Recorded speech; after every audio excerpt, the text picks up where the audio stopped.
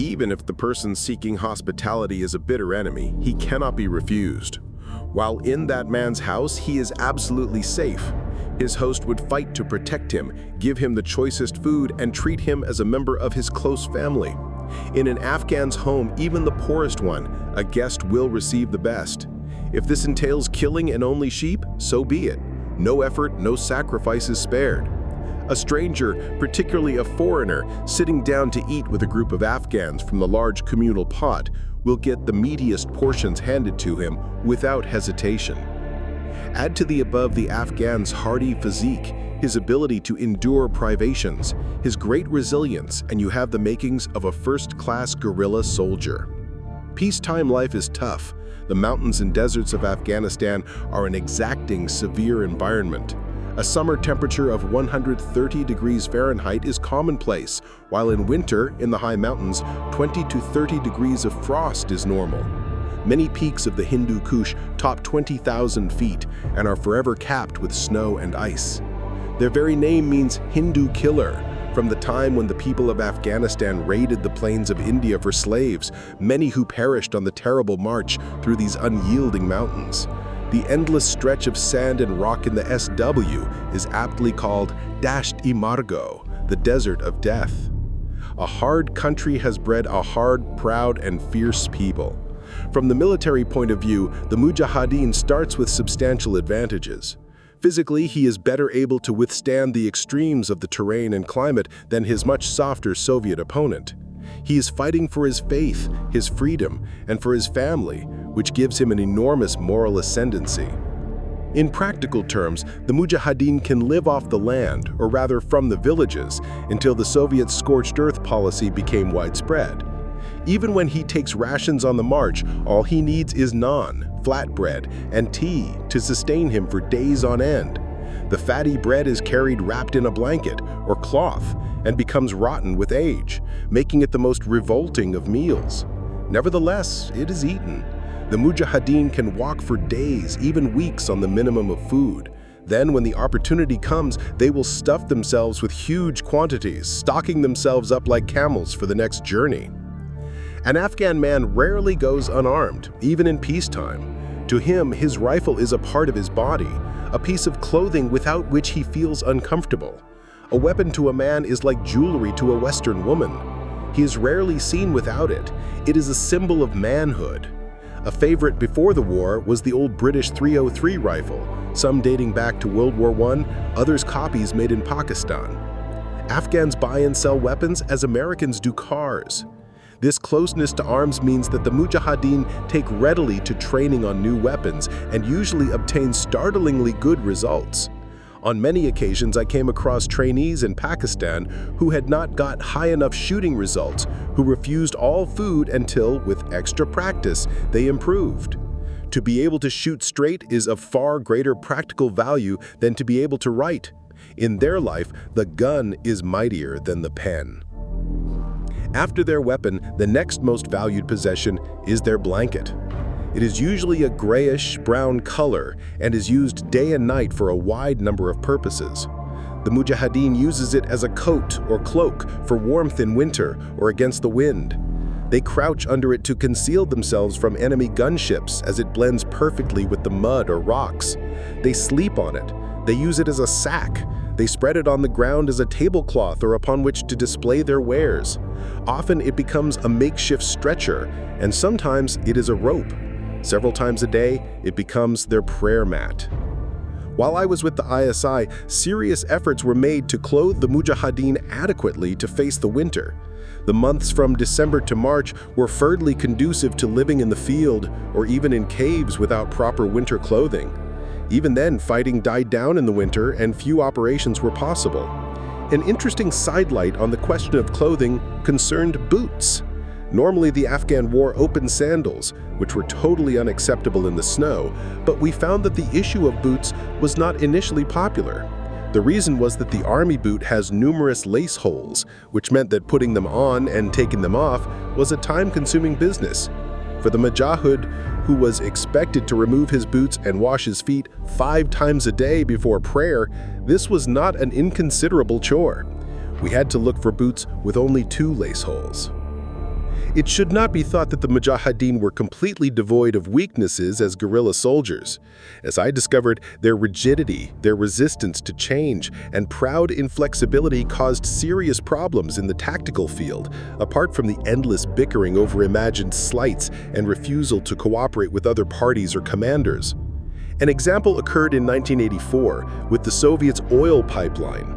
This pipeline that followed the Salang Highway to Bagram Air Base was exposed above ground all the way, and as such was an obvious target for guerrilla attacks. But when I came to instruct Mujahedin commanders on how to destroy it with the minimum of effort, I came up against objections. I explained that this was a simple operation for a handful of men, or even one man on his own. The best way would be to approach silently at night between the two guard posts, which were always at least 500 meters apart, place the charge, set the time pencil, and get out. Perhaps a few anti-personnel mines on the likely route of the repair party would improve things, and if necessary, a group with a heavy machine gun, HMO, could cover the nearest post in case of trouble. My trainees refused to accept this. The posts, they said, were too close. To prove my point, I organized a night exercise whereby two groups of trainees manned posts 500 meters apart with the task of trying to hear another small party of 4 men who would, at some time during the night, crawl up and place charges. Needless to say, the explosive was positioned without either post being aware. Still, it was unacceptable. It could not be done in their area. There would be mines along the pipe, or the terrain was unsuitable. In fact, what was wrong with my method was that it lacked noise and excitement. It was not their way to fight with no firing, no chance of inflicting casualties, no opportunity for personal glory, and no booty. Their method was to bombard the posts with heavy weapons at night, at long range, move closer to fire mortars, get 30 to 40 men to surround them, and at short range open up with machine guns, RPGs, and RLs, rocket launchers. If the garrison withdrew, the posts were captured and the Mujahedin secured their loot in the form of rations, arms, and ammunition, which could all be used or sold. Then, only then, was the charge laid on the fuel pipeline. If the garrison stuck it out, the pipeline remained untouched. It often took a serious setback with quite severe casualties to force a commander to review his methods. Like most soldiers, the Mujahedin hated digging. He was decidedly unhappy in a static defensive role. It was alien to his temperament. It restricted his freedom to move, and he could seldom be convinced of the need to construct overhead cover. Similarly, his field craft was often poor, as he was disinclined to crawl, even when close to an enemy position. The hard, stony ground or the possibility of mines may have had something to do with it, but I had the impression that it was a bit beneath his dignity. Walk or crouch, perhaps, but crawling was seldom acceptable. In summary, the Mujahedin have all the basic attributes of successful guerrilla fighters. They believe passionately in their cause. They are physically and mentally tough. They know their area of operations intimately. They are extremely courageous with an inbred affinity for weapons, and they operate from mountain areas which give them both sanctuary and succor. These virtues are tempered with the vices of obstinacy and an apparently insatiable appetite for feuding amongst themselves.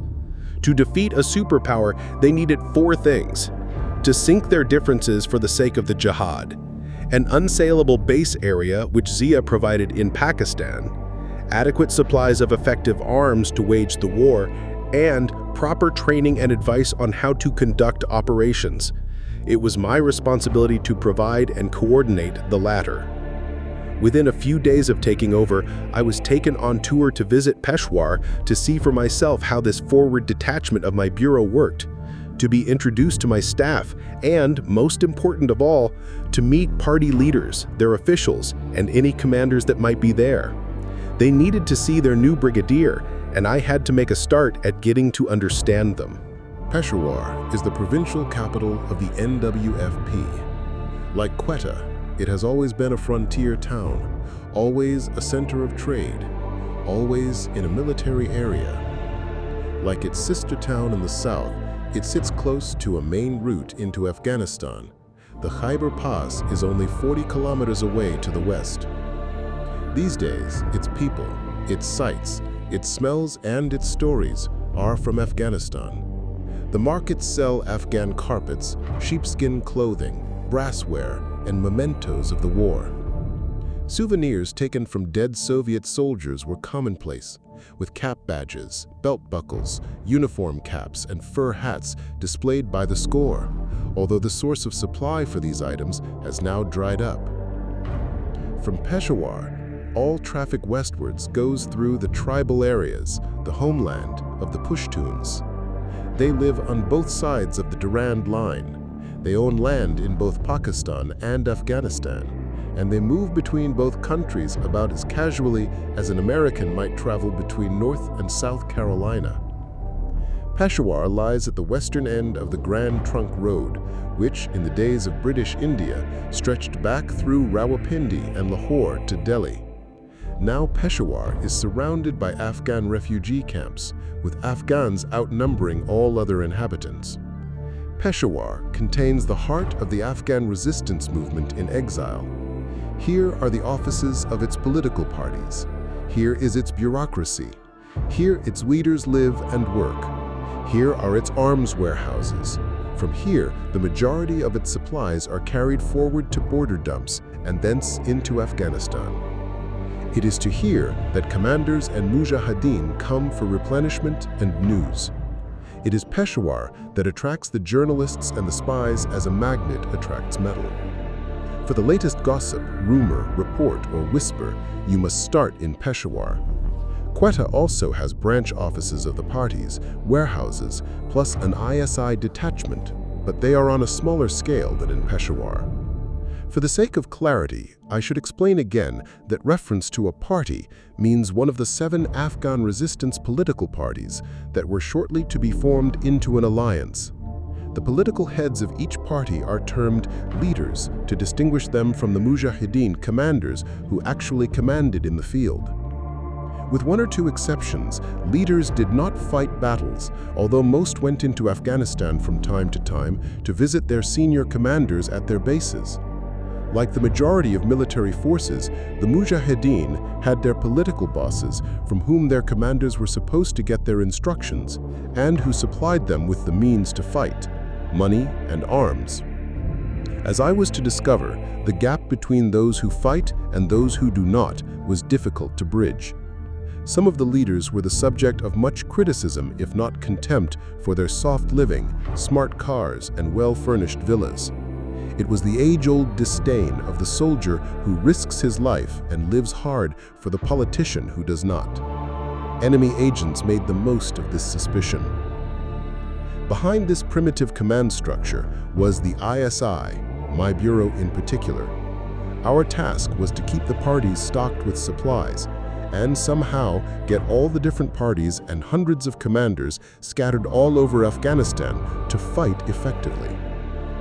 When I arrived in Peshawar in that first visit in late October 1983, the 7-party alliance had yet to be put together. Until the Quetta incident, commanders usually received supplies direct from ISI, but the opportunities for corruption were so great, and with commanders being so numerous, together with the multiplicity of small parties, the system had become a nightmare. General Akhtar had managed to halt supplies to commanders and channel them through the parties, but there were still too many clamoring for recognition. It was plain to me that without some semblance of unity at the political level, we could begin to make improvements in the military field. My meetings in Peshawar were polite, but somewhat formal.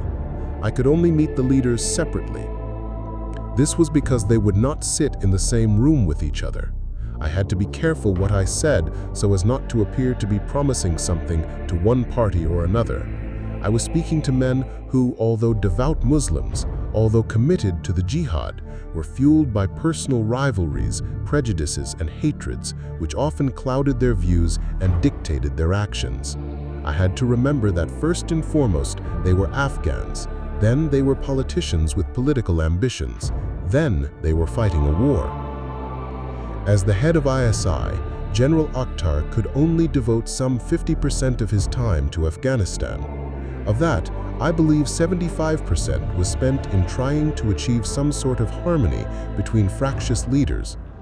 I was to be grateful to him in the coming years that after approving a strategy in principle, he left me free to make the military decisions and solve the military problems while he tackled the political ones. By early 1984, General Akhtar was determined that some sort of formal alliance be formed by the parties. Some recognized high-level body was vital to act as a filter for the supply of arms and money to the users, and through whom we could attempt to coordinate action inside Afghanistan. For weeks, he fought his uphill struggle to get the leaders to agree. Prince Turki, the head of the Saudi Arabian intelligence services, who was also responsible for overseeing his government's financial aid for the jihad, was brought to Pakistan to address them, all to no avail. The Islamist fundamentalists would not work with the more moderate parties. It was then that President Zia intervened. Further meetings were convened, and after protracted talks had failed to reach agreement, Zia's patience snapped, and he issued a directive. At 2 a.m., the parties were to form a 7-party alliance and issue a joint announcement to that effect within 72 hours. He did not say what he would do if they declined. The leaders were well aware that without Pakistan's, and that meant Zia's backing, everything was finished. Although the new alliance was established, even at the last moment, one leader held out for a concession and got it. It was accepted that important decisions be made unanimously rather than by a majority vote, typical Afghan bargaining. It was then a firm principle that every commander must belong to one of the 7 parties, otherwise he got nothing from us at ISI, no arms, no ammunition, and no training. Without these, he could not exist, so he joined a party, provided he could find one to accept him. I was to have many meetings with party leaders during my time with ISI, discussing logistics and training and coordinating operations, but I did most of my nuts and bolts business with members of their military committee. This consisted of the military advisor or senior staff officer from each party. I had arranged meetings with these men on a more formal basis before the alliance came into being, but from then on, I went to Peshawar at least monthly to see them. They were men who had had military experience or had shown promise in this field. In time, no less than 3 former Afghan army officers served on this committee. General Yahya Naruz was once the chief of the general staff. Colonel Wardek was a senior commander, and Captain Musa had come straight to the Mujahedin from the Indian Military Academy at Dehradun. The high command setup of the Mujahedin is shown in outline diagrammatic form on page 39. Although the alliance was a significant breakthrough, our problems were not all solved, but they gradually became slightly less intractable. One underlying difficulty never went away: the split between the 4 fundamentalist parties and the moderate parties, of which there were 3. Fundamentalist adherents differ from the moderates in their attitude to Western influence. Islamic teachings. Both are Muslims, but the fundamentalist is more rigid, more conservative, and is opposed to accepting any aspect of the Western way of life. It is a question of degree.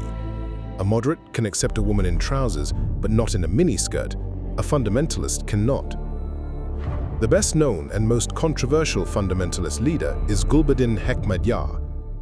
He was born in 1946, which makes him the youngest of the 7, and was educated at the Kabul Military School and University, where he qualified as an engineer. He was jailed in 1972 for 2 years for anti-government, anti-communist activities. I found him to be not only the youngest, but also the toughest and most vigorous of all the alliance leaders. He is a staunch believer in an Islamic government for Afghanistan, an excellent administrator, and, as far as I could discover, scrupulously honest. Despite his comparative wealth, he lives a frugal life. He is also ruthless, arrogant, inflexible, a stern disciplinarian, and he does not get on with Americans. Hekmatyar has never been forgiven by the US for his public refusal to meet President Reagan during a 1985 visit to New York to address the UN. It was seen as a major slap in the face for America, who was supplying so much money to keep the fight going, yet here was a Mujahedin leader spurning the hand that fed him. Hekmatyar came under great pressure to relent, including telephone calls from other leaders in Pakistan, who told him bluntly that he was doing enormous damage to the cause of jihad in the West. He was unmoved. His argument was that to be seen having talks with Reagan would be playing into the hands of the KGB and Soviet propaganda, which claimed the war was not a jihad, but rather an extension of US foreign policy. KGB and KHAD agents forever emphasized that the Americans were paying for Afghan to fight Afghan, making the Mujahedin not soldiers of God, but American stooges. Hekmatyar could not, or more likely would not, understand why US aid had to be so public. He knew he had to accept it, but wanted it covert, deniable, not obvious for the whole world to see. For him, like many Afghans, it was humiliating to acknowledge publicly his indebtedness to a non-Muslim. America's apparent craving for gratitude was incomprehensible. It does appear to indicate a general lack of understanding on the part of the US in its dealings with the East. Aid donations are publicized so much that the receiver loses face and becomes resentful rather than grateful. Personally, I felt Hekmatyar made a grave error of judgment and that his action damaged the cause of jihad, confirming the US in its view that such men in power in Kabul would be as dangerous as the communists. I am convinced this incident colored their thinking when the Soviets eventually withdrew and decisions had to be made as to American policy in the latter stages of the war. But it was not in Hekmatyar's character to bend. The other fundamentalist leaders are Maulvi Khalis, Professor Rabbani, and Professor Sayaf. Khalis, although nearly 70, still used to venture deep into Afghanistan. Rabbani is a Tajik, a scholar and great linguist, being able to speak 6 languages. Sayaf is a highly respected intellectual with strong support from Saudi Arabia, whose government awarded him the King Faisal Intellectual Prize in 1985. I did not realize it at the time, but part of the problem was lack of communication between the US and fundamentalist leaders, who seldom traveled to the US, unlike the moderates, such as Gilani and Mujahedin, who went every 6 months or so, all expenses paid. The Americans, understandably, wanted to see how their money was being spent. They wanted to control things, to interfere. Indeed, they felt they had a right to do so. This argument cut no ice with the fundamentalists. They remained convinced that US help was entirely politically motivated. It was convenient for them to pay for somebody else to take a crack at Soviets and get even for their humbling in Vietnam. As somebody who got to know senior officials on both sides of what became a serious controversy, I feel the fundamentalists were correct in their assessment of American motives, but foolish to make their opinions so obvious, as without full US support, the jihad did not and still cannot succeed. The moderates are led by Maulvi Nabi, Pir Gilani, and Hazrat Mujahedin. The first named is a weak leader who leaves the running of party affairs to his 2 sons, both of whom have been accused of retaining funds due to commanders. The elder son was involved in the Quetta incident mentioned earlier. Gilani is a soft-spoken liberal Democrat, fond of an easy life, who spends a considerable time abroad. He is not a forceful leader and seems to have little control over his party bureaucracy. Mujahedin is another linguist. He is also a prominent Islamic philosopher whose main claim to fame was to serve 4 years in prison, 3 in solitary confinement, on charges of attempting to assassinate Nikita Khrushchev during a visit to Kabul. He appears to be let down by his deputies and party officials, over whom he seems to have little influence. Their dubious activities have now brought the party into disrepute. Another thing I learned during my first few months was that cooperation between commanders in the field was not going to be achieved easily, even after the formation of the alliance. Rivalries and petty jealousies between commanders did not just go away because of the alliance. In some ways, it exacerbated the problem, as different commanders from the same area would join different parties, thus widening existing gaps between them. A commander considered himself king in his area. He felt entitled to the support of the villagers and to local taxes. He wanted the loot from attacking any nearby government post, and he wanted the heavy weapons to do it with, as they increased his chances of success and prestige, which in turn facilitated his recruiting a larger force. Such men often reacted violently to other commanders, entering, passing through, or poaching on their territory. I could foresee serious difficulties in coordinating joint operations. No party had a monopoly of power within specific areas or provinces in Afghanistan, although some might predominate.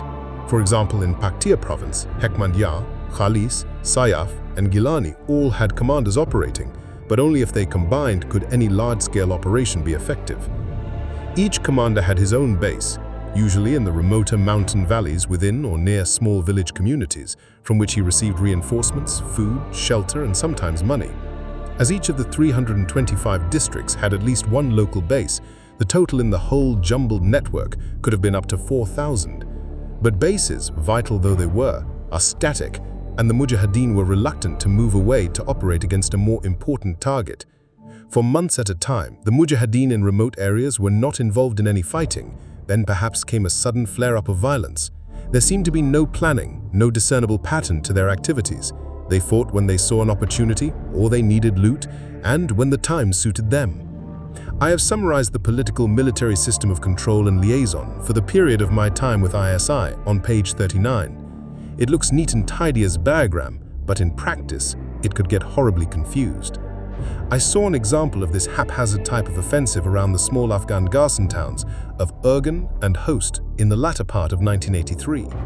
From August to November, large numbers of Mujahedin attacked both towns, although Host was not actually captured. When the government forces counterattacked just before the onset of winter, they opened up the road against little opposition. The Mujahedin around Host preferred to move across to nearby Urgan in case it fell without their help, which would render them ineligible for any share of the loot. It was typical tribal fighting for immediate tangible gains, localized in area and with no higher strategic objective. Another critical factor that struck me about the war was that it would be a slow one. I could see that everything took time to decide, to discuss, to get moving. The Afghan is infinitely patient. There is seldom a rush. Time is of little consequence to him.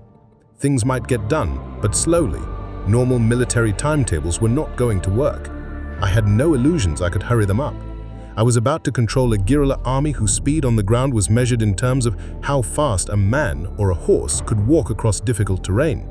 The point was that this gave them greater mobility than road-bound convoys or heavily armored vehicles. By the winter of 1984, I had acquired, through personal contact, visits and briefings, some understanding of the military capabilities, weaknesses and potential of the Mujahedin. I knew their command system through which I would have to work, and I was confident that I could have meaningful discussions with General Akhtar and my staff on how we might enhance their effectiveness as guerrillas. Next, I turned to look at the enemy. The infidels. It is right to be taught, even by an enemy. Ovid, Metamorphoses 4. Courtesy of the CIA and their spy satellites over Afghanistan, my operations room walls were covered with excellent large-scale maps. They showed a rash of red symbols and pins. These portrayed the known locations of dozens of different formations and units, both ground and air, Soviet and Afghan. My first step in devising any plans to attack my enemy was to know where he was. Map 3 indicates, in outline, what I saw in terms of Soviet formations down to independent regimental and Afghan to divisional level. It was quite an imposing display. In all, some 85,000 Soviet soldiers were inside Afghanistan, with another 30,000 or more deployed just north of the Amur River in the Soviet Union. Battalion-sized units from these latter formations frequently came over the river for operational duties, although the bulk had administrative or training responsibilities. The Soviet chain of command went back to Moscow. There, political decisions affecting the war were decided in the Kremlin. The Soviet General Staff, Operations Main Directorate, had initially appointed Marshal Sergei Sokolov to supervise the invasion. He had established his staff at the headquarters of the Southern Theater of Operations. Further forward at Tashkent was the headquarters of the Turkestan Military District, with Colonel General Yuri Maximov in command. I was interested to learn that his performance as the overall Soviet commander of the Afghan War was highly regarded. In 1982, he had received promotion to Colonel General and was made a hero of the Soviet Union at 58, 2 years earlier than usual.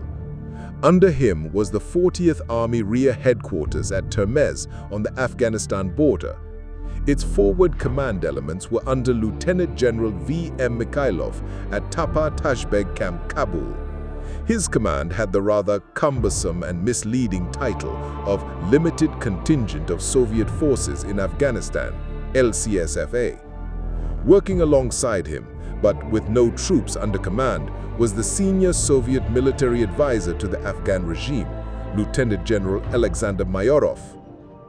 At the time, I thought it a little strange that in terms of numbers, the Soviet pressure had not increased much since 1979. There was no evidence of their pouring more and more men into a bottomless bucket as the US had in Vietnam. It seemed they were not prepared to commit substantial additional formations to the war. If this deduction was true, it could be a critical factor for the success of future Mujahedin operations.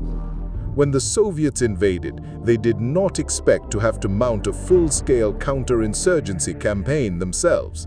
They had gone in with only 4 motor rifle divisions, MRDs, and 1.5 air assault divisions, AADs, of paratroopers.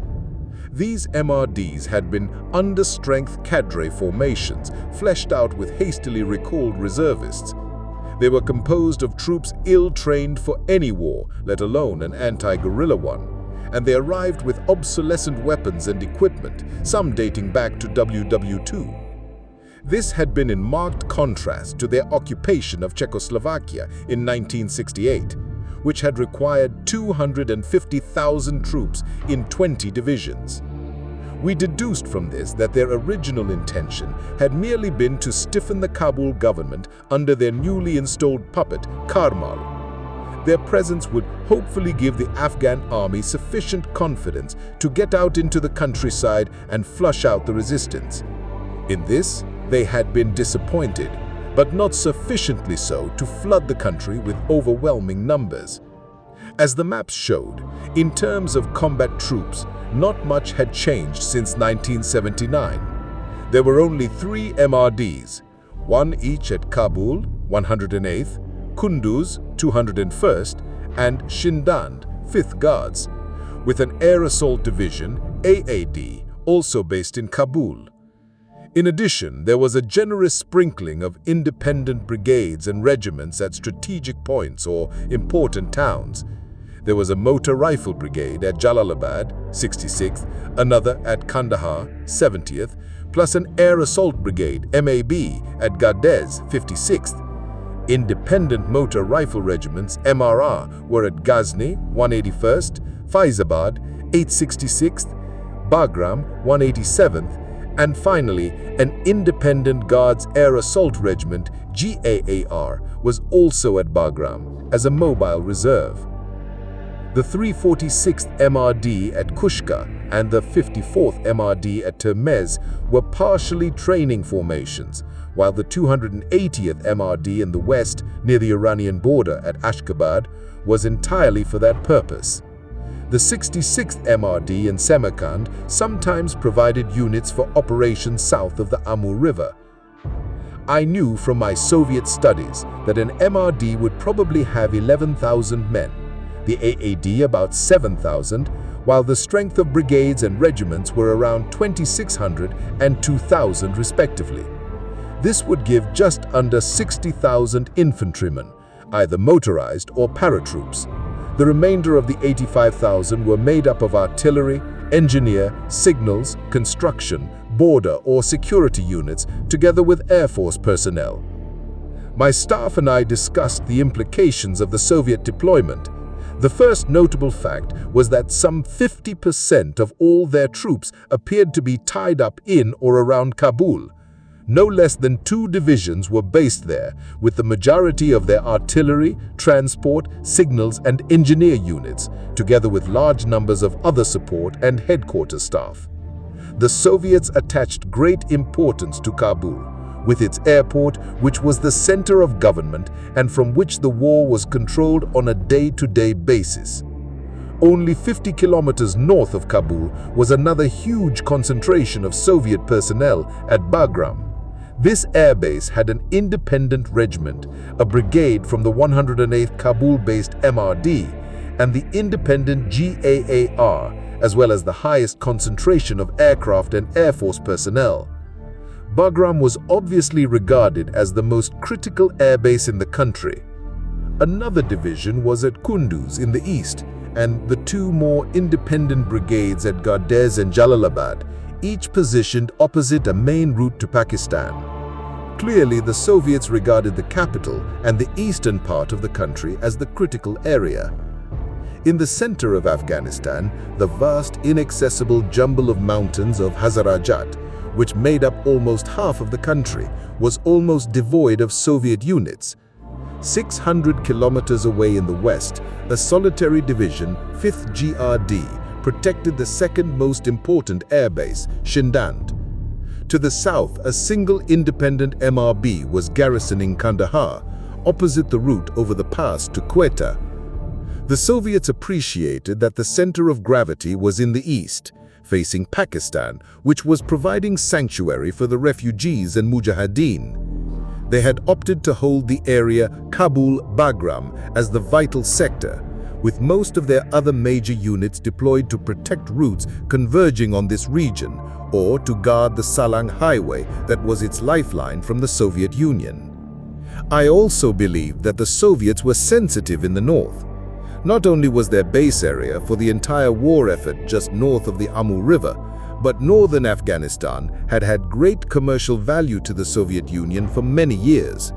In 1960, Soviet exploration had discovered several substantial natural gas fields near Shibargan in the northern province of Jojan. It had an estimated reserve in excess of 500 billion cubic meters. In 1968, a 15-kilometer pipeline was opened, carrying the gas into the Soviet Union. Later, oil was discovered at Saripul and Aligul, 200 kilometers further west. Copper, iron, gold, and precious stones are among the other profitable minerals that have been located in the northern and eastern parts of Afghanistan, centered on or near the cities of Kabul, Kunduz, and Mazar-i-Sharif. Precisely the areas that coincided with the Soviet military dispositions. A further reason for my belief in the importance of the northern provinces was that they bordered on Soviet Central Asia. The peoples on both sides were Uzbeks, Tajiks, and Turkmenans. They shared a common ethnic identity, and, despite the communist clampdown on religious activities, they also shared the same faith, Islam. My map also showed that the Afghan army was deployed primarily in the east and north, mirroring the Soviets, with only a single division out of area at Kandahar and another at Herat in the far west.